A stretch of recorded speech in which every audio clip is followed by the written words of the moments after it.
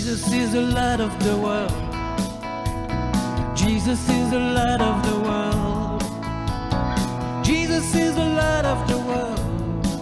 He is coming, coming. Are you ready? Ready, ready, ready to go.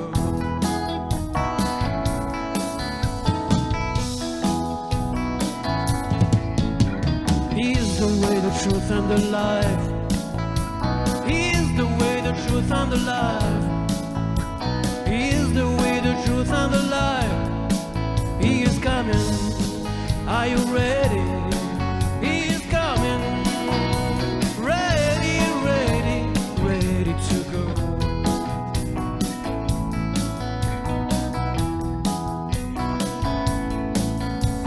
Paradise is my home. Paradise is my home. Paradise is my home. Are you ready? Ready? He is coming to get me. Ready, ready, ready.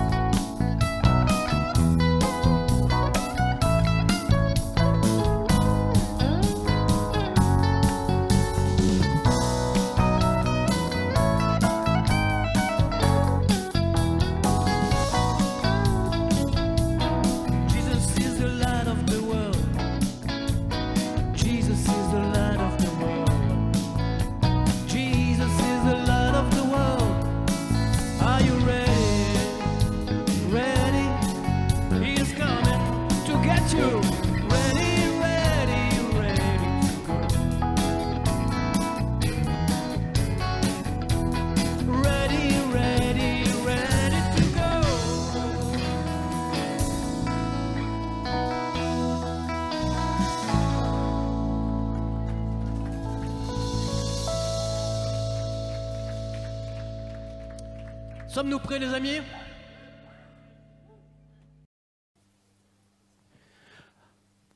On a parlé de lumière. Eh bien, c'est le sujet aujourd'hui. Soyons allumés. Et restons-le, surtout. Alors, être allumé, je veux dire, qu'est-ce que ça veut dire? Eh bien, c'est être rempli de quelque chose d'extraordinaire. On n'a aucune idée de ce que c'est que la lumière. On voit les objets qui sont éclairés par la lumière, mais la lumière, on ne la voit pas. C'est ça qui est étonnant. Ok, nous allons donc partir sur un sujet qui va nous passionner. J'espère pouvoir rester dans les temps. C'est la chose la plus difficile pour moi. Ok, alors voilà. Nous y sommes.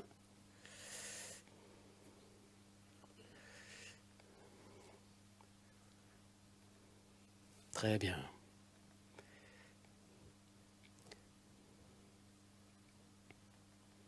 La technique, ça vient.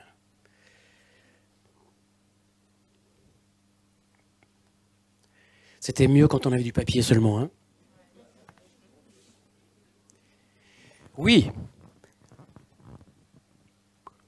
La première action de Dieu dans l'univers, c'est de dire une chose étonnante, que la lumière soit. Et la lumière fut. Il parle et les choses sont là. Voilà. Ça vous rappelle la dernière fois quand je suis venu vous parler de ces cryptogrammes chinois, vous vous rappelez? Les Chinois, ils ont tout compris. Le cryptogramme pour dire créer, c'est une bouche ouverte et marcher. Autrement dit, quand Dieu ouvre la bouche, ça marche. Et puis c'est créé, c'est là, quoi, tout simplement. Il faut dire que la science a de toute façon toujours un pas de retard sur la création de Dieu, enfin du moins sur l'intelligence de Dieu. Et on peut le voir simplement parce que pendant des millénaires, on a cru des choses qui ne se sont absolument pas vérifiées par la suite. Par exemple, on a pensé que l'univers était stable, qu'il était toujours là, quoi. Et que nous, on est arrivé comme ça par hasard, pouf, pouf. Eh bien non. L'univers a eu un commencement et on s'en rend compte. Depuis quelques décennies maintenant, on pense qu'il y a eu un Big Bang, un gros boom. la puissance de Dieu qui se manifeste pour nous. Hein. Et puis, à partir de là, on a commencé à faire d'autres gamberges, si vous voulez, sur le plan intellectuel, de la connaissance. On nous avait dit que la Terre était une sphère suspendue dans le vide, c'est Job qui le dit, alors que pendant longtemps, on pensait que c'était des géants qui avaient la Terre sur leurs épaules.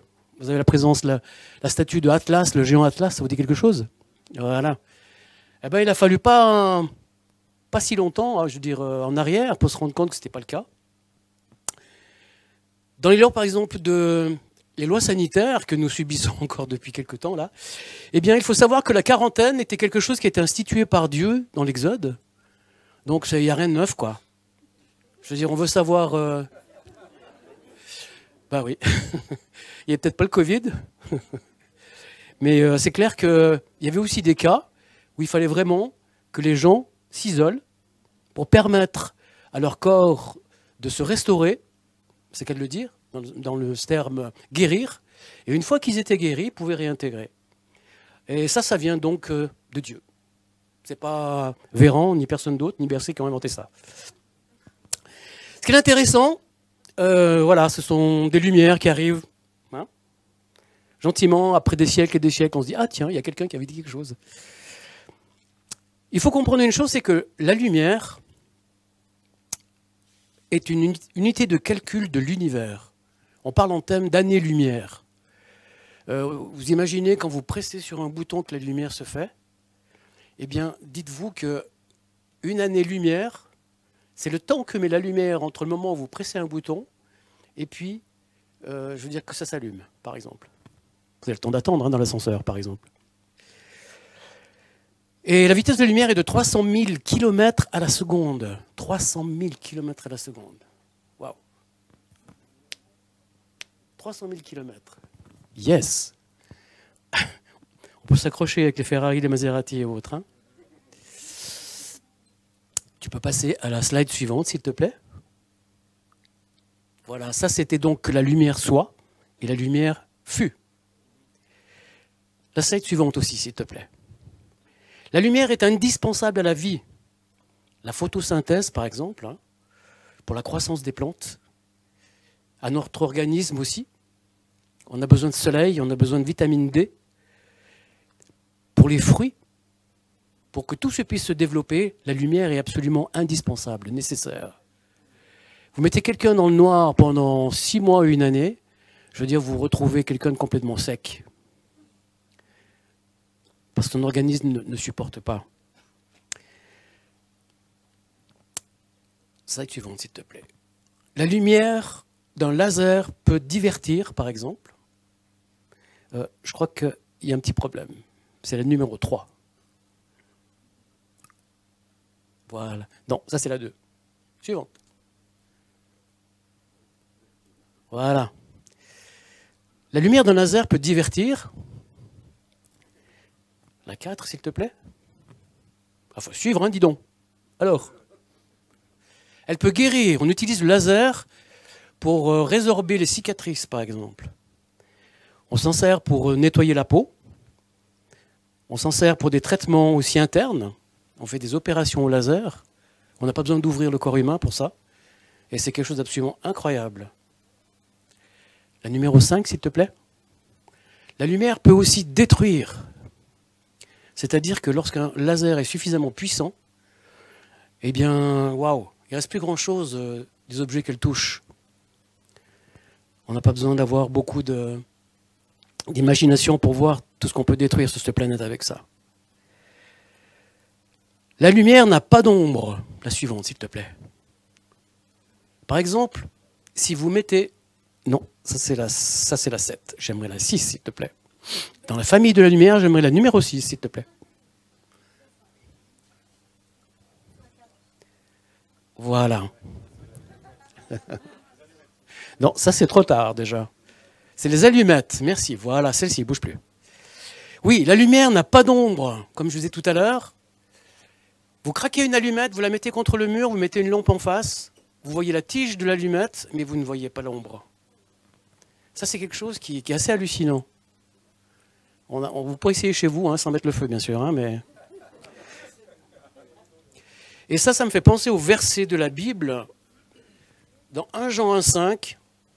Donc c'est l'apôtre Jean qui parle et qui dit « Voici le message que nous avons entendu de lui et que nous vous annonçons. Dieu est lumière et il n'y a pas de ténèbres en lui. » Il n'y a pas de ténèbres en lui. Quelqu'un disait un jour, lorsqu'on meurt, généralement, on quitte la terre, bien sûr, hein, et on monte dans l'espace. Et tout autour, il y a les anges déchus qui sont là et qui attendent. C'est un peu glauque ce que je dis là. Mais si on n'a rien en commun avec eux, ils nous laissent passer. C'est pour ça que Jésus pouvait dire, le prince de ce monde vient et il n'a rien en moi. Il n'a rien en moi. La question qu'on peut se poser, est-ce que le prince de ce monde a encore quelque chose en moi? C'est la question que je me pose régulièrement. La numéro 7, s'il te plaît.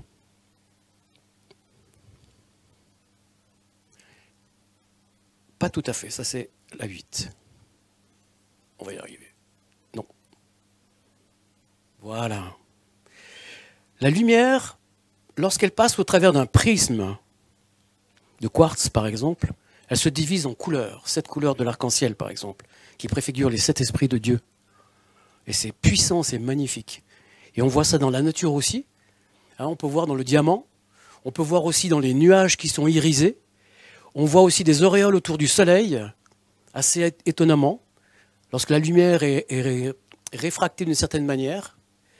Et c'est vraiment quelque chose qui vraiment nous allume, on peut le dire. Enfin, en tout cas, moi, ça m'allume.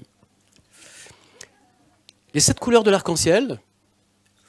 Les 7 couleurs de l'arc-en-ciel donc préfigurent les 7 esprits de Dieu, et 7 est le chiffre de la perfection. Vous savez, quand on dit Saint, Saint, Saint est le Seigneur, on s'adresse en fait aux 3 personnes de la Trinité. Saint est le Père, Saint est le Fils, et Saint est l'Esprit. Et tout ceci nous donne 7, 7, 7. Le chiffre de l'homme est, lui, de 6. Corps, âme et esprit. 6, 6, 6. J'ai gratté un petit peu sur Internet et je suis tombé sur un numéro de brevet assez intéressant qui appartient à un certain monsieur Guillaume Porte, Bill Gates pour ceux qui connaîtraient mieux.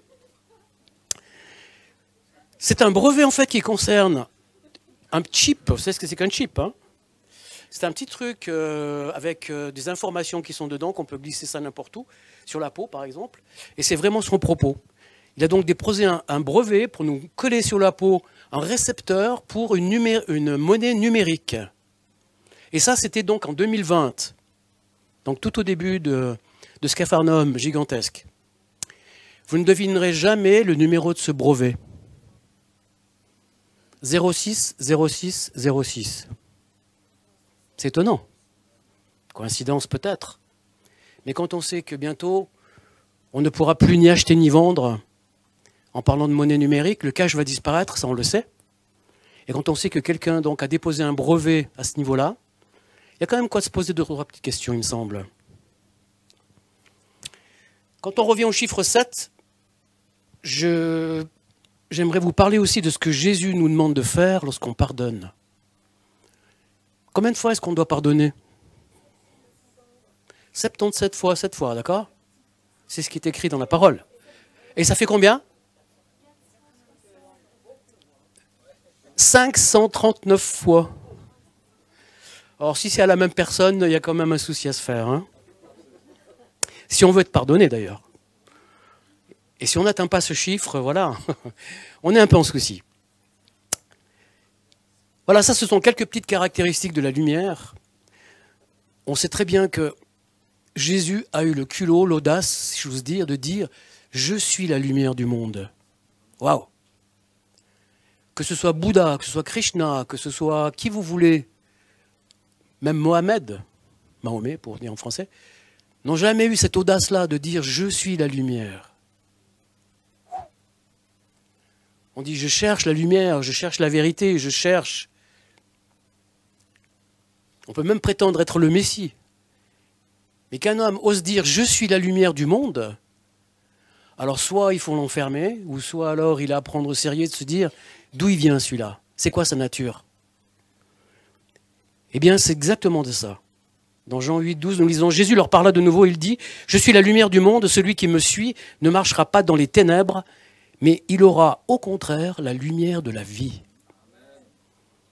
La lumière de la vie.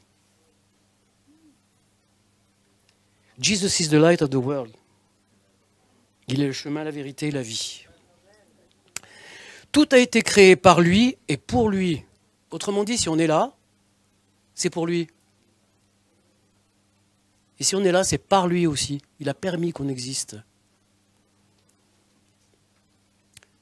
Une petite incursion maintenant dans le monde spirituel des êtres de lumière, les êtres célestes.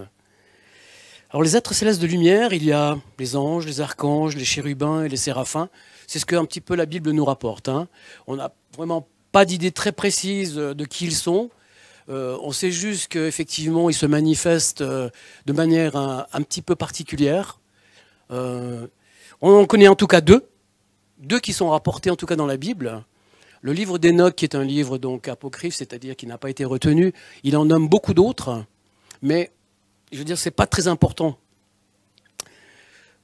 Michael, par exemple, qui est un archange, est un être, on le voit en bas à droite sur la photo, c'est un être redoutable.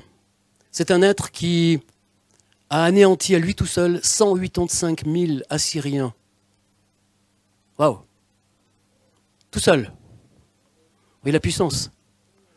Et encore, c'est un être créé. Vous imaginez le créateur. Et lui, il a une mission spécifique. Lui, c'est le protecteur, c'est le gardien d'Israël. Il est attitré à Israël. Sa mission, c'est de prendre soin de ce peuple. Alors on dira tout ce qu'on voudra sur la planète. Mais Israël existe et existera. Je ne suis pas un pro-sioniste, je suis simplement pro-peuple de Dieu. Gabriel, par contre, est le messager annonçant les ordres du Très-Haut. Alors lui, on le voit dans Daniel, on le voit dans l'Ancien Testament, on le voit aussi au début du Nouveau Testament. Il annonce à Marie.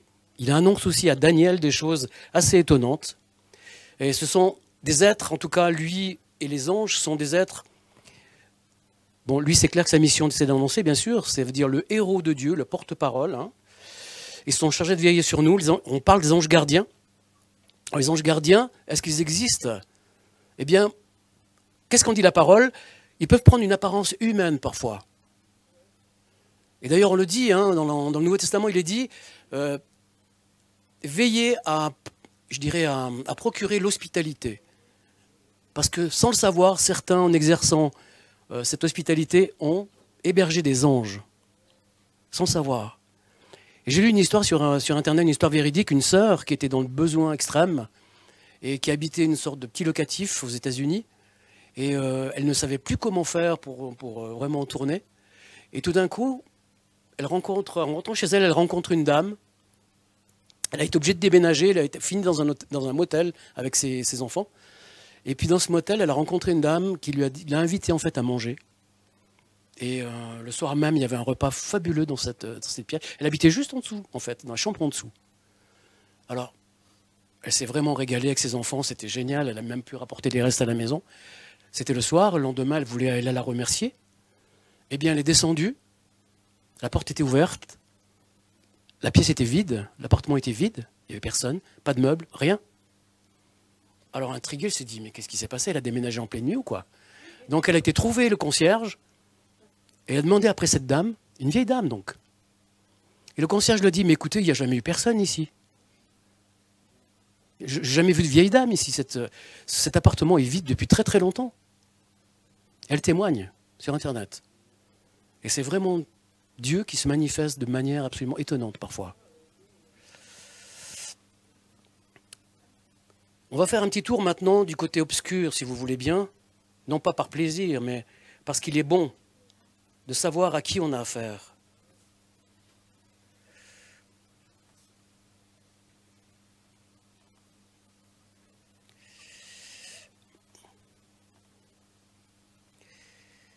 Et pour ça, j'aimerais vous lire un texte rapidement.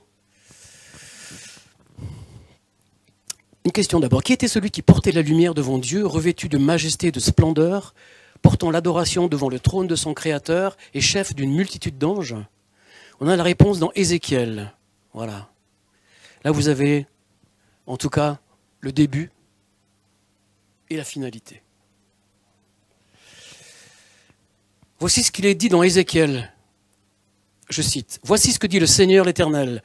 Tu représentais la perfection. Tu étais plein de sagesse. Tu étais d'une beauté parfaite. Tu étais en Éden, le jardin de Dieu. Tu étais couvert de toutes sortes de pierres précieuses, de sardoine, de topaze, de diamants, de chrysolite, d'onyx, de jaspe, de saphir, d'escarboucle, d'émeraude ainsi que d'or. » Ça rappelle le poitrail, vous savez, que les prêtres juifs avaient, les sacrificateurs juifs avaient sur eux. Tes tambourins et tes flûtes étaient à ton service, préparés pour le jour où tu as été créé. Tes tambourins et tes flûtes, donc il était musicien, donc il était adorateur. Tu étais chérubin protecteur, aux ailes déployées, je t'avais installé et tu y étais, sur la sainte montagne de Dieu, tu marchais au milieu des pierres étincelantes. Tu as été intègre dans ta conduite depuis le jour où tu as été créé, et ce, jusqu'à ce qu'on trouve de l'injustice en toi. De l'injustice. À cause de la grandeur de ton commerce, tu as été rempli de violence et tu as péché. Je te précipite de la montagne de Dieu et je te fais disparaître, chérubin protecteur, du milieu des pierres étincelantes. Ton cœur s'est enorgueilli à cause de ta beauté, tu as corrompu ta sagesse à cause de ta splendeur, je te jette par terre, je te livre en spectacle au roi. Par le grand nombre de tes fautes, par l'injustice de ton commerce, tu as profané tes sanctuaires. Je t'ai fait sortir du milieu de toi, je fais sortir du milieu de toi un feu qui te dévore. Je te réduis en cendres sur la terre devant tous ceux qui te regardent. Tous ceux qui te connaissent parmi les peuples sont consternés à cause de ce qui t'arrive. Tu provoques de la terreur, tu n'existeras plus jamais. Ce sont des paroles qui appartiennent aussi à un futur. Pour l'instant, malheureusement, il est actif, et tellement actif, malheureusement. Lucifer était donc un porteur de lumière. Le mot Lucifer signifie exactement ça, celui qui porte la lumière devant Dieu. Il est devenu l'ennemi, c'est-à-dire Satan. Quand on dit Satan, c'est simplement un ennemi. L'orgueil est à l'origine du mal, tel un virus mortel qui a contaminé tout être vivant. Il a entraîné un tiers des anges, c'est-à-dire des milliers et des milliers, et qui sont devenus en fait des démons. Ils ont été précipités sur la terre. Et c'est pour ça que nous sommes en fait un enjeu pour eux. Il faut bien réaliser ça. Ce qui est intéressant et dramatique en même temps, c'est que celui qui a été créé, il a le culot de demander à son Créateur de se prosterner et de l'adorer. Vous vous rendez compte? Lorsque Jésus a été tenté, après son baptême, il était au désert, l'ennemi est arrivé, Satan est arrivé, et par 3 fois il a essayé de le tenter. À chaque fois, son Créateur, bien sûr, a résisté. Mais c'est vrai que sa partie humaine de Jésus aurait pu se dire « Je peux m'épargner de la souffrance en faisant ça. De toute façon, il est cuit. » Mais ça aurait été se renier lui-même. Oui, dans le vrai sens du terme, il sera cuit bientôt. Mais je trouve absolument hallucinant. C'est comme si mon gamin, parce qu'il est en colère, il vient vers moi, il me dit « Papa, maintenant tu te mets à genoux et tu m'embrasses les pieds. » Je vais dire « C'est ça, compte là-dessus, fiston. » Il y a vraiment quelque chose d'une folie absolument... Nos limites, quoi. Nos limites. Eh bien, les limites, elles seront bientôt là. Parce que Jésus va revenir. Il ne reviendra plus dans son humilité. Tu peux passer la slide suivante, s'il te plaît. Dans l'humilité d'un humble charpentier qui a travaillé une 30aine d'années aux côtés de son père, qui a essuyé toutes les railleries possibles, inimaginables. Il a été maltraité, traité de bâtard, jusque pratiquement à la fin de sa vie terrestre.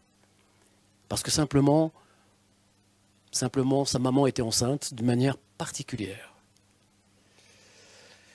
Il s'est même laissé arracher la barbe. Il s'est laissé frapper, il s'est laissé humilier. Et lui, il pardonne à ses ennemis. Mais sa destinée à lui est tout autre. Elle est tout autre. Celui qui s'élève sera abaissé et celui qui s'abaisse sera élevé. Il y a vraiment quelque chose d'intéressant. Et j'aimerais vous lire aussi quelque chose d'intéressant qu'on trouve en Ésaïe, en Michée et en et en Daniel, justement. Alors, c'est ici. Il ne sait pas sur les slides. Voilà. Je trouve vraiment très très touchant comment le Seigneur est intervenu dans le monde de ses créatures. Isaïe 53, vous connaissez certainement. Alors je vais le survoler un petit peu. Qui a cru à notre prédication? À qui le bras de l'Éternel a-t-il été révélé? Il a grandi devant lui comme une jeune plante, comme un rejeton qui sort d'une terre toute sèche. Il n'avait ni beauté ni splendeur propre à attirer nos regards. Et son aspect n'avait rien pour nous plaire. Vous savez, ces images de Jésus qu'on voit sur Internet, blond aux yeux bleus, genre nordique, on oublie. On oublie. On oublie. Méprisé et délaissé par les hommes, homme de douleur, habitué à la souffrance, il était pareil à celui face auquel on détourne la tête. Nous l'avons méprisé, nous n'avons fait aucun cas de lui. Pourtant, ce sont nos souffrances qu'il a portées, ce sont nos douleurs dont il s'est chargé. Et nous l'avons considéré comme puni, frappé de Dieu et humilié. Non seulement on ne reconnaît pas son humilité, tout son amour, mais simplement on l'accuse encore. Un petit peu comme les gens qui accusaient Job, vous savez, dans le livre de Job. Non seulement Dieu lui envoyait des épreuves, mais ses amis, entre guillemets, lui tapaient encore dessus, quoi. L'Éternel a voulu le briser par la souffrance. Si tu fais de sa vie un sacrifice de culpabilité, il verra une descendance et vivra longtemps. Et la volonté de l'Éternel sera accomplie par son intermédiaire. Après tant de troubles, il verra la lumière et sera satisfait. Par sa connaissance, mon serviteur juste procurera la justice à beaucoup d'hommes. C'est lui qui portera leurs fautes. Voilà pourquoi je donnerai sa part au milieu de beaucoup. Il partagera le butin avec les puissants, parce qu'il s'est dépouillé lui-même jusqu'à la mort, et qu'il a été compté parmi les criminels, parce qu'il a porté le péché de beaucoup d'hommes et qu'il est intervenu en faveur de coupables. Vous voyez un petit peu l'antithèse qu'il y a avec Satan? Satan qui se glorifie, qui se enorgueillit de ce qu'il a, de ce qu'il est, de ce qu'il prétend être. Et Jésus, lui, au contraire, qui s'abaisse, qui s'occupe des pauvres, des malades, des gens qui n'ont pas d'espoir. En Michée, il faut dire que Ésaïe, c'est quelques centaines d'années bien avant Jésus. Hein. Le prophète Michée, voici ce que le Seigneur lui révèle. « Et toi, Bethléem, Ephrata, qui est petite parmi les villes de Juda, de toi sortira pour moi celui qui dominera sur Israël et dont l'origine remonte loin dans le passé, à l'éternité. » Donc, bien avant que Jésus vienne, il était déjà parti de l'éternité. Il dominera sur Israël. On ne l'a pas encore vu, ça. Mais on le verra prochainement. On le verra prochainement. Et certainement que nous ne serons pas très loin non plus à ce moment-là.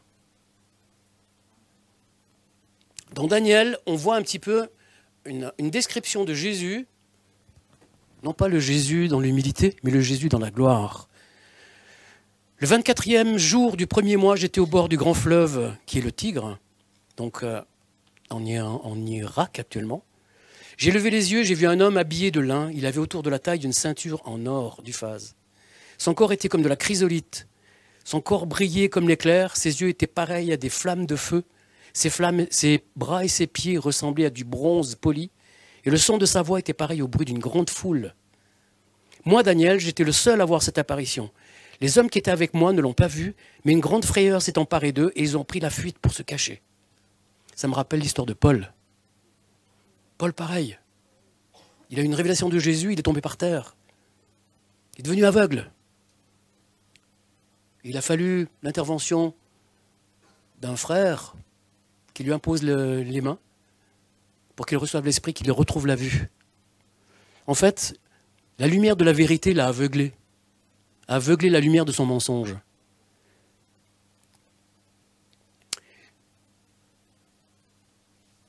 Resté seul, j'ai vu cette grande apparition et me suis retrouvé sans force. Mes traits se sont décomposés et j'ai perdu toute force. J'ai entendu le son de ses paroles et en l'entendant, je suis tombé dans une profonde torpeur, le visage contre terre, mais vraiment lessivé, quoi. Mais une main m'a touché et m'a mis tout tremblant sur mes genoux et les paumes de mes mains.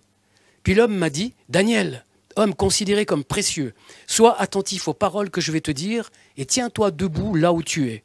En effet, j'ai été maintenant envoyé vers toi. Lorsqu'il m'a dit cela, je me suis tenu debout, tout tremblant. Ça, c'est une révélation de Jésus dans sa gloire. Nous ne faisons pas d'illusions. Le petit Jésus dans la crèche, il a bien grandi. On n'en est plus là maintenant.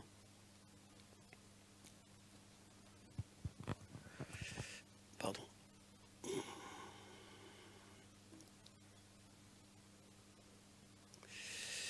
Excusez-moi.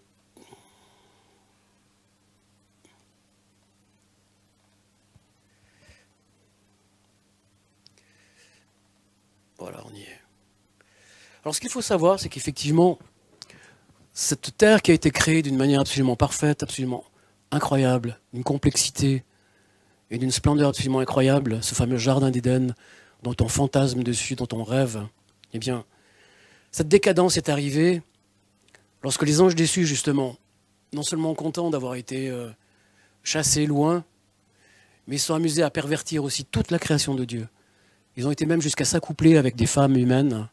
Et ça a donné en fait des êtres hybrides, monstrueux, gigantesques, dont on trouve encore les traces aujourd'hui, si vous regardez bien. On voit un squelette en bas à gauche.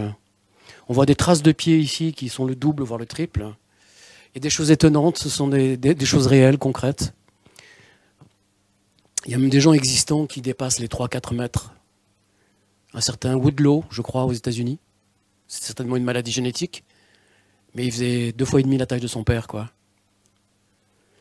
Mais ces gens-là, je veux dire, dans ce dont je parle ici dans ce texte, c'est les demi-dieux qu'on a dans la mythologie grecque, la mythologie aussi sumérienne. Et Sumer, c'est Babel. C'est le début, en fait, de la grande décadence humaine. On a commencé à s'intéresser à l'astrologie, qu'on a perverti.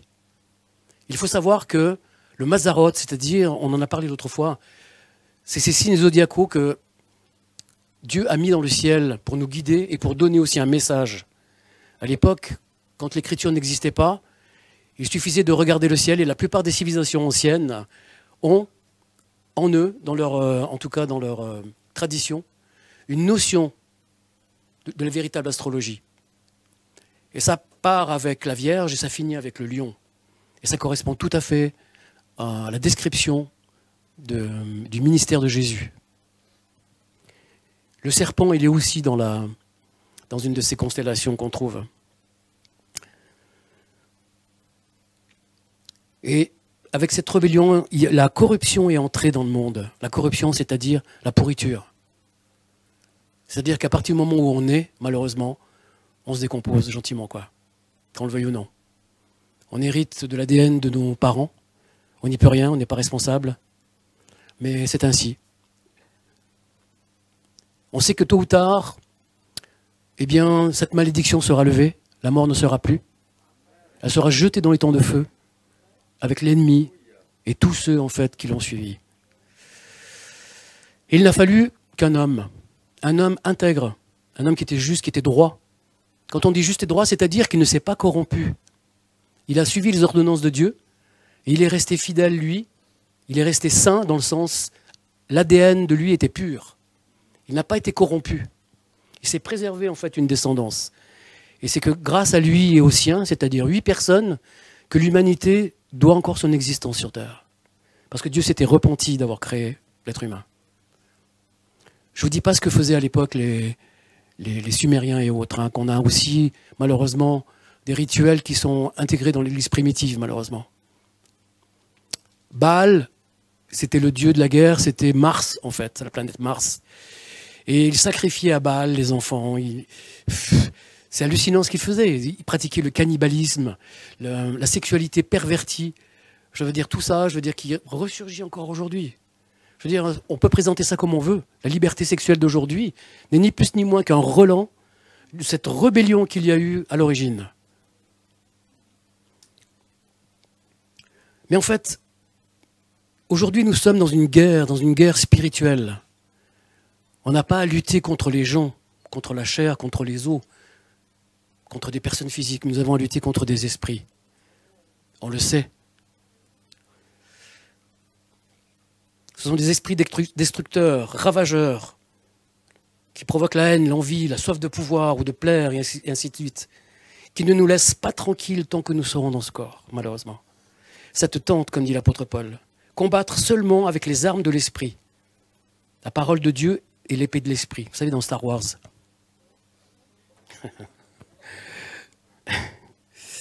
Eh bien, elle sépare la lumière des ténèbres, le vrai du faux, le bien du mal, jusqu'à la moelle. Alors voilà, la slide suivante, s'il te plaît.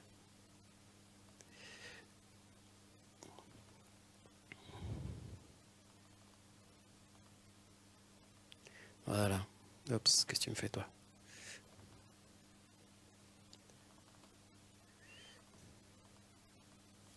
Oui, voilà. OK. Nous sommes des enfants de lumière. Vous avez vu la petite slide de présentation au début, où on voit une luciole dont la lumière est vraiment incorporée dans son corps. Elle fait partie intégrante. Mais elle est libre de l'allumer ou de l'éteindre. C'est ça qui est intéressant aussi. Et cette lumière, elle est visible uniquement quand il fait noir. Eh bien, notre vie de chrétien prend du sens quand effectivement autour de nous, il y a des ténèbres. Dieu ne nous a pas créés pour qu'on vive dans un bocal rempli de lucioles. Il nous a créés pour être éparpillés dans la nature, pour faire de la lumière. On ne crée pas des lampadaires pour les mettre en troupeau. Les lampadaires sont utiles quand on les met à distance sur la route, pour éclairer la route. C'est pour ça qu'il nous dit, allez dans le monde, faites des disciples, que votre lumière soit manifeste.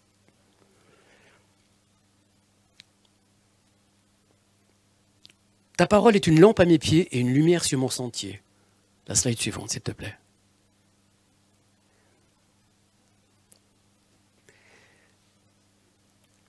On s'éclairait avec des lampes ou des torches enduites d'huile à l'époque. Hein. On sacrait les rois en versant de l'huile sur leur tête. L'huile est égale symbole de l'esprit, mais aussi de remède. On soignait avec l'huile. Les combattants dans les arènes s'enduisaient le corps d'huile justement pour éviter de se faire attraper, que ça glissait. Plouch. Et l'ennemi ne pouvait pas l'attraper comme ça. Eh bien, si nous sommes enduits de cette huile-là, l'ennemi ne peut pas nous attraper non plus. On lui glisse entre les doigts. Magnifique. Comme les lucioles qui éclairent la nuit, on l'a vu, sont porteurs de lumière. Il nous faut porter sa lumière, sa flamme à l'intérieur de nous, bien en vue pour que le monde nous entoure le voie, froid ou bouillant. Sinon, il nous vomira de sa bouche, dit-il. C'est une lumière... Imaginez que vous avez des ampoules à 2 watts sur votre voiture. Ben, vous risquez en pleine nuit une petite collision, quoi, ça c'est clair. Et si vous avez la bonne dose, le bon ampérage, eh ben, vous voyez et les autres peuvent voir aussi, ils peuvent vous voir. En effet, l'Éternel est un feu dévorant, un Dieu jaloux. Je vais placer mes paroles dans ta bouche pour qu'elles soient du feu, Jérémie. Mais bon, ça, le feu, c'est aussi un autre sujet d'étude. Mais c'est aussi la lumière, le feu. C'est une lumière purificatrice. J'ai vu récemment une vidéo d'une femme jalouse qui mettait le feu à l'audi, dernier cri de son ex-mari, qui est infidèle. Je vous dis pas la jalousie, ce que ça peut faire. Ça fout le feu à la baraque. Soyez prudents avec ça, les femmes. Il y a des lampes torches très très puissantes qui éclairent à des kilomètres. Des lampes torches. Même pas des lasers, c'est des trucs... Enfin, peut-être qu'il y a du système laser, j'en sais rien. Mais en tout cas, on peut presque voir le sommet de la montagne, quoi. Et notre flamme à nous, jusqu'où est-ce qu'elle éclaire? Ma flamme à moi, jusqu'où est-ce qu'elle éclaire? Wow. La suivante, s'il te plaît. Ça, ce sont les veilleurs, juste avant. Comportons-nous comme celui qui est lumière, véritable. Nous sommes ouvriers du jour, pas de la nuit. Nous sommes donc des sentinelles dans la nuit. C'est le but de notre existence ici-bas. Apprendre à rejeter le mal. Apprendre à rejeter la moindre noirceur qu'il y a en nous. Apprendre à devenir humble et reconnaître ceci devant la lumière réparatrice, guérissante de notre Dieu. On n'a rien à craindre, on a tout à gagner. On n'a rien à perdre. Avec le devoir de prévenir nos semblables de ce qui se prépare et qui vient sur le monde. Comme je disais, Satan rôde tout autour de la terre, il ne doit rien avoir en nous qui lui appartienne.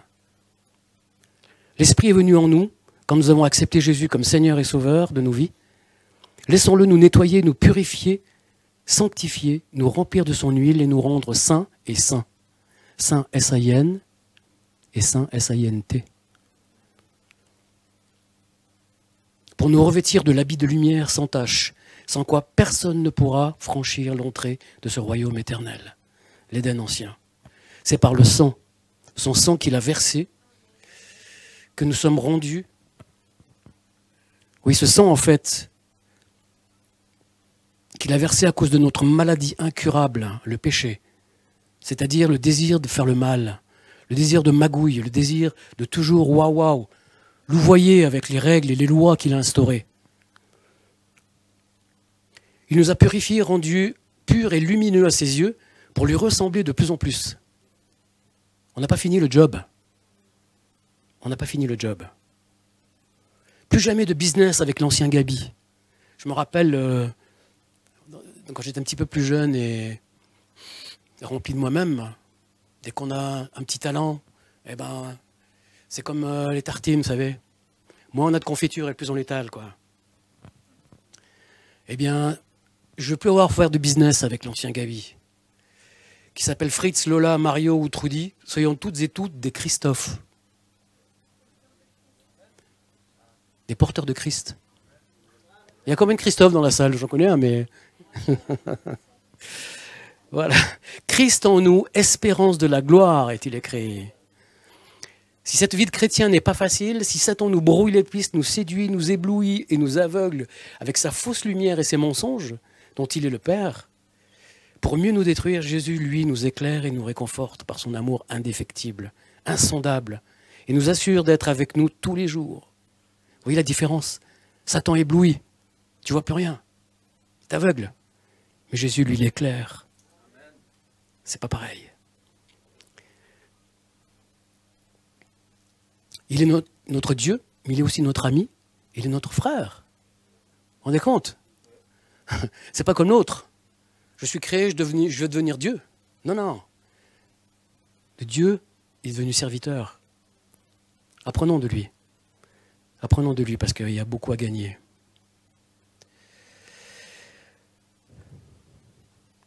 Il nous accompagne en éclairant nos pas tout au long du sentier qui nous mène vers la fabuleuse cité du Très-Haut. Là où il n'y a ni nuit, ni mort, ni larmes, ni tristesse. Juste une vie de bonheur sans fin dans la luminosité d'une autre dimension. Avec un corps comme celui de Jésus qui pouvait passer à travers les murs.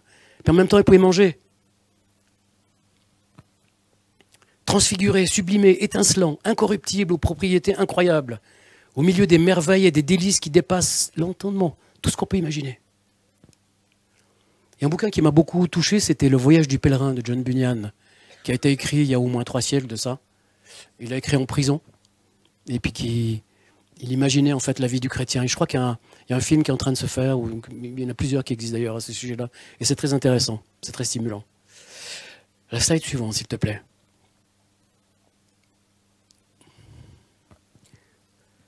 Il y a aujourd'hui tellement de témoignages de toutes celles et ceux qui ont vécu des expériences de mort imminente, qu'on appelle EMI ou NDE, qui sont cliniquement morts et qui sont revenus parmi nous. Il y a le cas d'un pasteur africain qui, comme Lazare, il est mort pendant 3 jours. Il est revenu à la vie, il a été à la morgue où il était, il a demandé à avoir son certificat de décès. Et on le filme avec son certificat de décès. Et ça a été attesté par Richard Bonke. Richard Bonke, c'est un petit peu le Billy Graham africain. Et c'est pas le seul. Donc Dieu fait ce qu'il veut, avec qui il veut. Si on a suffisamment de foi. Moi, j'ai connu personnellement un missionnaire américain qui est passé sous un camion de 18 tonnes, où ça a été vraiment fracassé du bassin jusqu'au poumon, pratiquement la cage thoracique. Dont les médecins, quand ils l'ont vu, ils l'ont laissé dans un coin la nuit en se disant bah, « je suis désolé, mais je pense qu'il n'y a rien à faire. » quoi. Le lendemain, il était vivant. Ils se sont dit « bon, déjà, costaud le gars. » Ils ont commencé à lui faire les premiers soins. Et puis ce gars était toujours là. Ils se sont dit « vraiment, il y a quelque chose là. » Il était dans le coma pendant quelques temps, bien sûr. Hein. Mais il a fini par se réveiller un jour. Et puis les médecins, ils lui ont dit « écoutez, c'est miraculeux votre histoire. » Mais vous ne faites pas d'illusions, vous ne pourrez certainement plus marcher. Et puis voilà, quand vous serez cloué dans un lit, dans un fauteuil roulant. Non, non, non. Il dit non, non, moi je vais marcher. Moi j'ai confiance en mon Dieu, il va me redonner ma santé. Eh bien il s'est levé, il a fini par se lever. Sa femme avait lancé en fait tout un circuit de prière pendant ce temps, pendant des mois, on avait prié pour lui. Eh bien non seulement il s'est levé, il a été guéri, mais il a eu encore un enfant par la suite, il a refait du vélo. Voilà, c'est Dieu. C'est Dieu.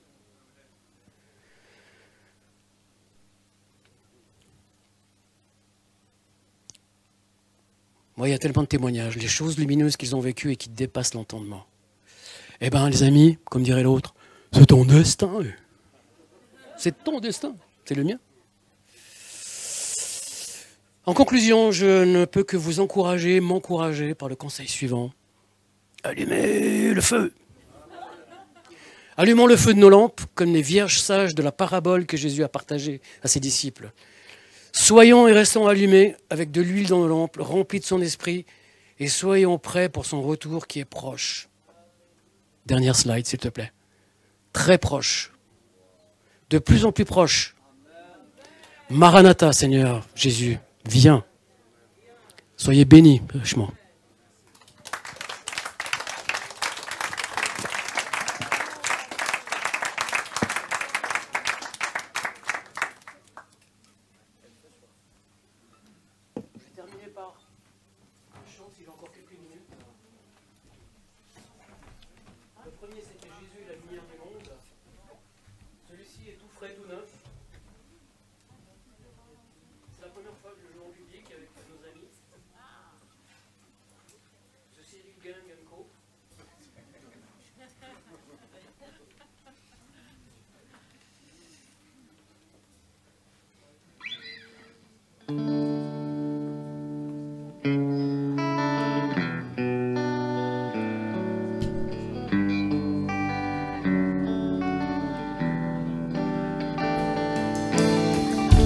Surely one day,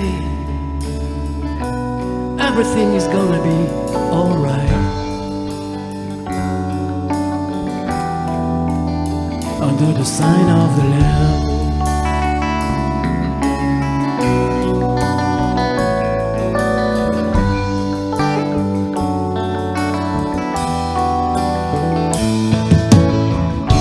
Surely one day, this world will be really free. Under the command of the Father.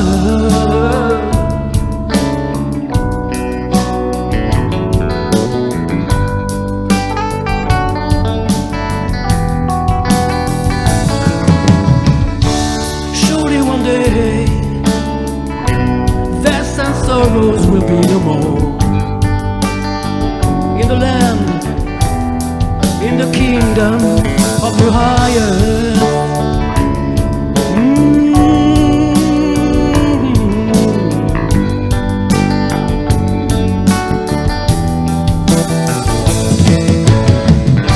No matter how long it may take,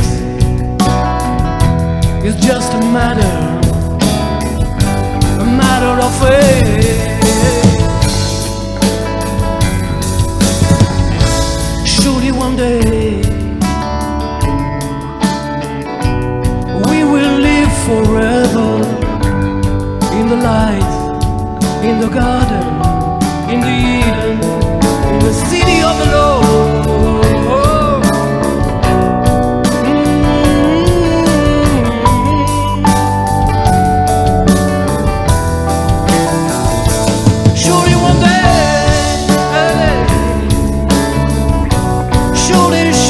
This very day we will be one with the Lord.